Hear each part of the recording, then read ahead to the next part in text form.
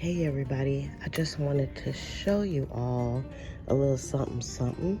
On a previous video, I showed you how I pollinated the squash. We had a little threesome together. And today I'm gonna do that with my melon plants. So I have my little melon patch right here. And y'all, I can't name that first one that I have there. I don't know how to say it. It's from India. And then I have the Kajari melons here, and then I have my sugar babies. So the sugar babies are taking off. You can see they are going up the trellis, and they're starting to make little melon babies.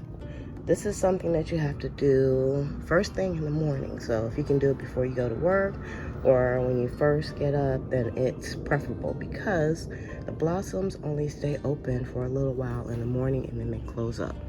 So I always try to look and see if we have some mamas. That's a mama right there. You can tell it's a mama because it has the fruit on it. And then we have some daddies that don't have any fruit on it. So I try to look for the open flowers. And I think, see this one, the flower fell off. I don't think it was pollinated. And so here is another mama. And the mama, it has an open flower.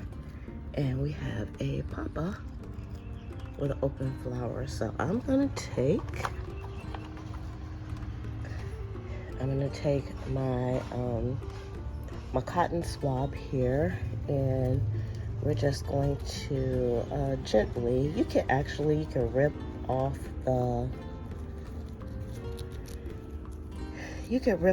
the flower and just use that, but I like to leave it on here just in case another mama comes up, and then I can use the same flower to try to pollinate. So you can see it's going to be hard for it to focus, but I'm sure you can see that yellow. That's the pollen on here.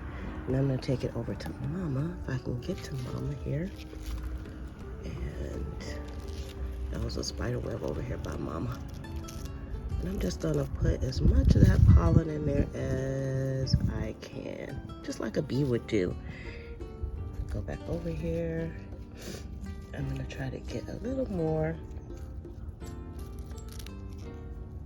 You know, it doesn't take rocket science, and I think you don't need a lot, because I did this last year too, and I was pretty successful at pollinating them, although they didn't grow to all the way because I didn't take care of them last year, but this year I will.